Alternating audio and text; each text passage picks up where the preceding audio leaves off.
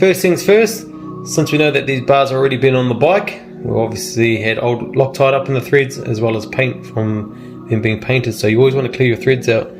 Not too much come out, just a bit of rubbish down there, not too bad. The real important thing with clearing out your threads, especially on your handlebars, is I've brought a bike one day and what they had done is there's so much rubbish up in there, the bars have been off and on a couple of times, you could tell, and what had actually happened was the bolt actually bound up in there, so you physically couldn't tighten it up anymore, but the bars are loose, so they were literally rocking. You got to be real careful with your bar bolts, because you think about it, that's your weakest link and that's your life really. So this is a really crucial area, you got to get it right, and you have to torque things up properly and use Loctite where need be. That's why I like these Burley bars. They're made of stainless steel. I've always made my bars out of stainless as well, they just don't rust, simple as that. Quickly mounted these bars to the bike so I can get the new wiring length for the switch blocks. Next thing I want to do is remove the sheathing off. What I use instead is a braided heat shrink, and makes for a way smaller loom, be nearly half the size of that, you'll see later on, and it makes for a nice tidy install. And the bonus is it gives a lot more room for when you're doing all internal wiring, hydraulic lines and also accelerator. So yeah. So now we're about to find the length of wiring we need for everything else, like the switch block and stuff. So usually with the Arnott air ride kit you get these little switches here and they sit down here below. They look pretty ugly, so we're getting rid of that. We're going for a dirty air ride style one, so it becomes nice and seamless, and you basically the hidden buttons really. So what we've done so far, we've cut off the loom, or the sheathing off there. So you've got that stuff there, come off here. And also we cut the sheathing off this new switch here, so it's nice and thin. So we've gone from, this loom here will be, it's roughly around, not too sure it's going to focus, but that one there is roughly around 13 mil. And by the time we put our heat shrink on and make it nice and tight, we should be down to around about 5 or 6 mil or so. So made that a lot smaller, and also this one here, so the factory sheathing for that switch, roughly say 5.5 mil, and now we've gone down to 3 mil, so massive difference. What you want to do is keep everything as small as possible, just makes for a lot tidier install. So you might be wondering why I've only got a bit of heat shrink here, you'll see why shortly. So I use the Raychem, it's like a glued heat shrink, it's a double wall thickness stuff and it's got glue in it, so it becomes a waterproof seal. Not that that's a seal and it doesn't matter, but so you'll see why soon. All we're going to be doing is these will be linking up in here, and then I'll be putting the braided heat shrink over top of all of that, so I don't need to cover all of that, you're just making the loom a lot bigger than it needs to be. Next up is linking the wires for these indicators here. No point putting new ones on because there's nothing wrong with these, I just need a bit of a clean up. So key point to take away from this is staggering your joins, especially if you've got a loom like this, or even worse, you've got a car and you might have say 20 to 30 wires or so. So what you want to do is, argument's sake, say if you cut these off here and you join them all in one place, you have a nice loom like that, then it'll go to a big fat join and come back down. Where you can run into issues if you haven't opened up these enough and you're trying to run feed hydraulic lines down there, throttle cables, everything else, you'll be struggling to get them through. So if you stagger your joints down here, you'll barely notice the step up throughout the loom. So these ones here, the look black ones a bit shorter, so we'll join it like that. Here we have our indicator wiring lengthened. Hopefully the staggered joins make sense now. There's the joins there. You just have them two together, you'll just come along, see a big bulge, and then it'll go back down the loom. So this way here, look how seamless that is. Basically size for size right through the loom. So it's good with this stuff with the glue in it, basically makes it a waterproof seal, and that's what you want when these are exposed out into the elements. Here we have it, a small little job like this, still takes a while, looks nice and tidy now. So what we've done, we've drilled out the new switch block, put a little bung in there, and that's where our indicator wiring is going to come out. Looks like that inside, nice and tidy. Next up, we've got to add the loom for the air ride switch, and then we can throw the braid over top. Stuff here, you should never use it on a bike, you've got no need to use tape anywhere on the bike. The only reason I use it here is just to tack the wires together, and then once I put the braid on, I'll pull it off. As I say, there should be, throughout a whole bike, you have no need to use electrical tape anywhere. So the loom's all done for this left hand switch block.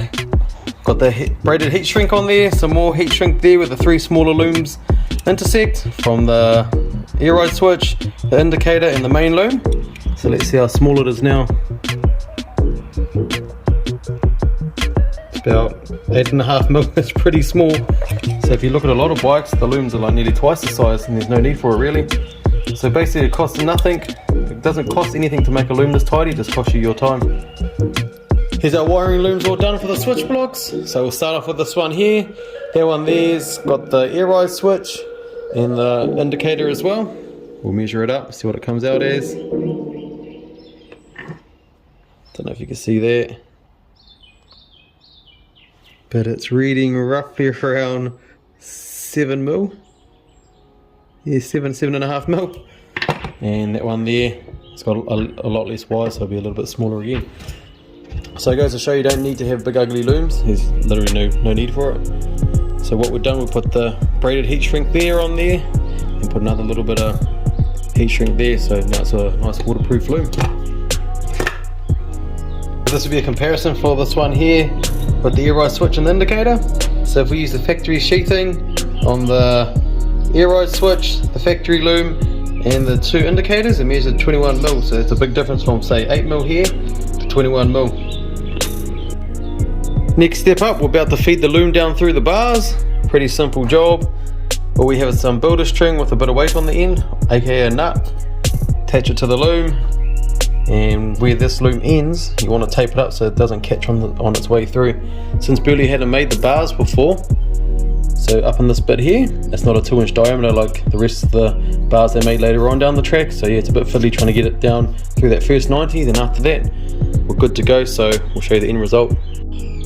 Super easy. So obviously put the nut down there, it'll find its first exit, which is here on that first 90.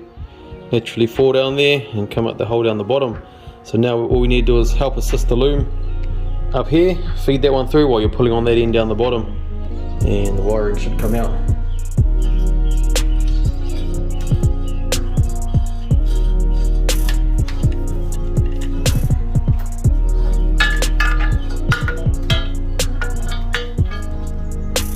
Just like that. There we have it. There goes our wires through the bars. So we repeated the process with the string for the other switch block and also the hydraulic cables. As for the accelerator cables, you can just feed them through easy as. So here's our completed bars all done. No more, no less. Look how tidy that is. So here's our main loom. We've got our brake line and 2 accelerator cables. So clean. And then on this side here, we've got the air ride switch through here, the indicator, main loom, and then we have the clutch line over here. So that's it. That's how they all should be done. Simple and tidy. A real critical thing to be aware of when you're assembling anything that's been powder coated or painted is to make sure your threads are clean. Always run a tip through them or run a dye where possible. What can happen is you can end up, if the threads are blocked up with paint, you can end up putting a bolt in there and you think it's tight when it's actually not. I've seen these pinch bolts before on a blacked out bike. They were hanging real far. I was thinking those things are bottomed out. Sure enough, everything was loose on it apart from the one at the top here. This is how easy bolts should go in. They should have zero resistance. Easy as. The handlebars are all bolted on now. These Burley bars use a 1/2-inch UNC bolt. The factory Vrod is a 12mm bolt that goes in there to hold the handlebars or the risers on. So what we needed to do was use a 30mm drill bit and open up that top tree for clearance for the 1/2-inch UNC bolts. There's a lot of forward thinking when you're doing these wiring looms, especially like this, how I wanted a T-piece in here. So you can't just run a full braided loom or else it wouldn't work. So what I had to do was run the braid to there, stop it, put a bit of heat shrink on, cut a slit out of there so I can run the secondary loom here. You might be wondering why I didn't run the loom out of here, because when it's all up like that, the indicators will have to loop back around. Sorry, hold there. So the indicators have to loop back around back into this plug here, so it looks stupid. So hence why I'll tap it out so I can run a straight loom to that bottom plug. But yeah, there's quite a bit to think about. I've done it many a times, forgotten a piece and have to de-pin it and redo it again. So here you have this little bit here, little gland follower, got our gland, and then we have our plug. So you just push all the terminals into there, and then what locks that plug in is this little bit here. So that there goes on the end, you push it down and locks all the pins in. All the handlebar wiring is all done now, looking nice and tidy. The looms go up into there. Then we have our air ride one teeing out of this one here, so they're nice and tidy out of there. And then also we've got the individual indicator looms going down to a plug down the bottom there. So there we have it, that's that side all done. What we're going to be doing is simplifying this loom, getting rid of these two plugs. So we just have this one at the end. Here we have the loom all tidied up, got rid of those ugly plugs that don't need to be there. Nothing worse when you see a nice bike and it's parked up, the handlebars turn, and then these things are hanging out the side. So that's how we do it. What we have here is one of those Headlight branded lights. It's got quite a bit of pitting in it, just from general wear and tear, stone chips and whatnot, so let's see if we can improve it. If it wasn't one of those knockoff $100 cheapies or else I'd get a new one. I'm pretty sure back in the days these lights were around $350 to $500 or something silly. So yeah, it's not really worth throwing it out. Let's see if we can improve it instead, eh? So we have a plastic lens on this light. We're going to try and achieve an improvement, more so than trying to make it perfect, as it'll never be perfect again. So what we're going to use is soapy water, but a 2000 wet and dry as we've seen in other videos, and then we're going to polish it. As I say, it'll never be perfect, but hopefully it'll, you know, not be so distracting to the eye. Not too sure if this is going to show, but that's probably the biggest chip there. So what we'll do, we'll fill that out with a bit of super glue, sand it back, be good to go.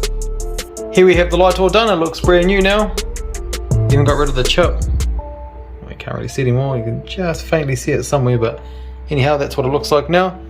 Might be wondering why I went with 2000 grit and didn't go any more coarse. Just like anything really, when you polish, you want to go try the least invasive method first. So we went 2000, finished it with 3000, and then just polished it and ceramic coated it.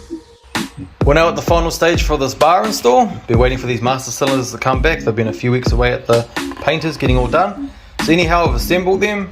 I'll put a new pin bush in there and put a new rebuild kit. So there's basically just a couple seals, pistons and the springs on both of them. So they'll operate like brand new now. Just a key thing to take away here, you see that groove on that face there? So what happens there is usually when it's over tightened, you should never get those grooves in there because the copper washer should be giving first, not the aluminium housing. This one here, not too bad at all. So what I'll be doing is lapping that face. I'm trying to think how you could do it at home, but basically I've got a proper lapping block here and I'll put a bit of 600 wet and dry and just lap it so then it's flat and you get rid of that groove. Because trust me, on these braking systems you'll be surprised when you get a spongy brake how like such a small thing like that groove can make them not operate properly. So it's just a little thing to watch out for. Always make sure your faces are clean, no paint on them, and give them a quick lap. So at home you could use, if you've got a real flat steel surface and a bit of wet and dry sandpaper, you could move it back and forth and you can lap it that way. The master cylinders are all done now, ready to roll. As we can see, no more grooving. The faces are nice and flat. These things will operate like brand new now with the rebuild kit and those faces nice and true. It just takes ages doing all this fiddly stuff on bikes. Like what you could achieve on a car in 2 hours compared to the time I spent on these is just phenomenal. But anyhow, let's throw them on the bike. A few other small wiring jobs we had to do. We had to lengthen the horn wires here. It's going to be sitting up in the air filter base, you'll see that shortly. And these are also our plugs from the air eye switch up on the handlebars. I like to make sure everything's plugged when it comes to things that are removable. Like for argument's sake, for some unknown reason we need to take these bars off at some stage, at least they can be removed and no wires cut, so you can simply just unplug it, disconnect your hydraulic lines and you'll be able to pull the bars off, no problem at all. As you can see, we have our little air compressor mounted to the air filter base. Also relocated the horn up into there to keep it nice and tidy. Usually the horns on the V-Rod sit down here, so it's just a big ugly cover. So got rid of that, simplify it. Also mounted the valve block directly to the air compressor, so that way there we've managed to eliminate 3 extra joins. So less joins the better, makes for a more reliable system, less places for it to leak. Also ran the air lines down this way, got some pushing clips, some rubber inserts, and we'll also be putting a bung out the back there. So that keeps it nice and tidy. So you might be wondering why I mounted the compressor there, because on this bike here, sometimes I put them under the seat, or just depends on the setup. But I don't know if you can see there, but it's missing the little mud guard, so that bit there is the tyre. So it's probably a safer option to keep it up in the top there. But anyhow, looks nice and clean and super simple. Here's a quick tip for this little gasket here. It goes between the air filter base and the throttle body. So I remember when I first started doing bikes, I put on, I always found it, oh, it's upside down, but anyhow, I'd always find it hard. I was always sliding around when you're trying to align it and stuff. And then sometimes you'll get it aligned and then it'll be hanging halfway over the hole and you end up ripping the gasket and it'll end up being a bit of a headache. And one day I saw these pins on the bottom. I was thinking they have to be there for a reason. And here's the reason here. I'll try and do it with one hand. They actually locate this gasket, and that's how you put that gasket on. That's how you assemble it there. You never have to worry about aligning the holes for the bolts ever again. Just before I assemble the air filter base back onto the throttle body, thought I'll quickly explain these little fellas here. So this is your front breather, and quite a common issue is if you see a big oil leak down the front of your motor, all down here or fills all the way up over there, usually it's this little O-ring. So for cheap maintenance, you might as well just replace it. It sits down in there. Want to make sure it's a good fit and it sits in there well. And also we're putting another rear breather hose on, a new one. Another thing I used to look at and think, why is that little line there? Then I figured out it's there for quick referencing to put them in straight away. So you have to guess 3 times. Line the little line up, good to go. Basically the mechanical side of Sacco is all done now. What we're up to on the last video was doing the air ride, so this is all fitted in now. Air temperature sensor has been relocated up into the top there. So our line's running here obviously, all clipped, as we've seen. Put some braid over here, splits into 2. And then we have our braid over here and the heat shrink as well, so they're ready to push into our Voss fittings, and it's basically all the mechanical side done. Next up we'll be doing all the fluids, so bleeding the brake, bleeding the clutch. I've already changed the coolant, and that's basically it. So once all that's done, we'll be giving the bike a ceramic coating, bolting the exhaust on, and I think this project is about done. And also we'll probably end up changing that air filter, but nonetheless, it'll be good to see the back side of this bike. She's taken way longer than we both expected, but hey, at least it's done properly, and whoever ends up with it after Dylan, they'll be stoked. Now up to the fluids, we'll be using all the Harley products there, obviously a new filter and stuff. So rule of thumb is .4 is used on the Brembo brakes, and the .5 is used on the old school Haynes brakes. So the old school brakes are usually on the 02 to 06-ish, but then you had the exception for the Screaming Eagle street rods and stuff. So the easiest way to remember is Brembo is .4 and the old school Haynes is .5. Anyhow, I've drained the oil already and I wasn't expecting that. These things don't usually ever get these oil filters off. People always overdo these Vrod oil filters. So I pre-planned, jumped the gun and started pulling the radiator back, ready to throw a screwdriver up there or some other type of method to get the filter out. But this one was actually done up to spec properly and came off easy as. So that was a bonus. Here's a little trick our old man taught my brother and I. Obviously lubricate the seal and fill up the oil filters. He taught us this when we used to do the oil change on his old school Mac. It was a V8. We would have been probably intermediate, and possibly I would have been at primary school. I remember one day though, we overfilled the truck and he hit spew mode, and we had to drain all the oil and start again. We lost count because when you're a kid you're pumping in litres on litres on litres of oil, and yeah, we forgot how much went in there, so we had to drain it all out, start again. Just about to bleed the brakes on the V-Rod. So first things first, you want to protect your calipers. You don't want to get any spilt fluid over them, especially this candy stuff. So put a hole in the rag, throw it over, she's good to go. Using this little tool here, this is a bloody good extraction tool. So basically you fill up your reservoirs at the top, pull the trigger, lock it in place, and just keep feeding it in through the top, and you see all the bubbles come out of the line until it runs nice and solid. And that's basically it. So to bleed these brakes up with this little tool here, it's a Toledo branded tool, so you get it from Super Cheap Auto, but there's heaps of different brands. I think Worth, basically all those big companies make them. So yeah, it'd be worth grabbing one. So to bleed these brakes up the front, because there's no ABS, so you don't have to chuck it on the Diag 4 or anything, but non-ABS brakes, it should take about 10 to 15 minutes and you should be ready to go. Basically you fill the master cylinder up, you can see there, and then you'll see where the bubbles come out down the bottom here.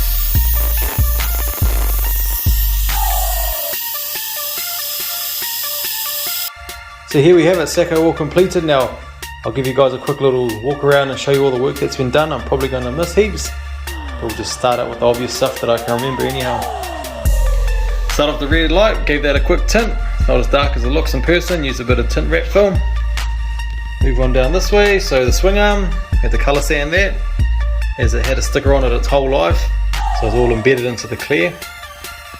Next up we have the obvious one, the exhaust, being HPC coated. repaired the side cover, so the lower exhaust mount over time had worn out, so it made the exhaust touch the side cover and gouge it out, so that's all been fixed now. Moving up this way, so as for the seat, I've just finished that today. So I've just finished shampooing the suede part, cleaned the leather and just finished waterproofing it, so by the time this video is done it should be set and ready to go. Under the seat, put a new little seat post there, put some self-amalgamating tape there, looks way tidier than the factory looms if you ever see one. Painted that rear strut underneath there. Moving up this way, got all the air ride done, as we've already touched base on, looking nice and tidy, all tucked up out of the way. Moving up to the front, got a horn, this bike's never had a horn, obviously all the compressor, we've already seen all that type of stuff. Moving up to the bars, a lot of work up at this end, so part wise, we'll put in new grips, new mirrors, brand new switch blocks, and also this dirty air ride switch here, switch up, switch it down. Everything's been painted gloss black, so all these are all gloss black now. Bars are all being painted up, looking beautiful. Move on to the front half. We have rebuilt the master cylinders on both of them, painted up the indicators, painted up all the banjo fittings and the bolts, new copper washers obviously, new accelerator cables, rebuilt, yeah, sorry I don't know if I mentioned, but yeah, rebuilt both the master cylinders. Move on down this way, so repaired the headlight, it was just littered in stone chips and quite a few big gouges, so looks pretty acceptable now. Put a night ride headlight shroud on there. Moving on down to the front end, so before the front forks got painted, I split them apart and changed the fork oil, so we've done fork oil, engine oil, obviously the brake and clutch fluids and the coolant. So the front trees are painted as well. Moving down this way, so got a new front tyre put on, and when Dylan dropped the bike off he put a brand new rear tyre on it, hence why you can see the little run-in mark from the rear tyre. And the caliper painted, Cody done a pretty good job on that considering he had nothing to reference off. Through the lens all the greens look different colours, but in person they look pretty bang on. What else have we done? Oh, this side's pretty obvious. All the wiring is looking beautiful now, tidy as how it should have left the factory, probably even nicer. Nothing worse when you have a nice bike and they haven't clipped everything back in, so it's all done. Not a lot was done on this side here, apart from a bit of wet sanding. It's all looking pretty good now. So the whole bike's had a cut and polish, and also ceramic coated. So that's basically this bike in a nutshell. Looking pretty tidy now. Happy as with the results. I've probably put into this bike a good 50 to 60 hours. You wouldn't look it, but it's all the fiddly stuff.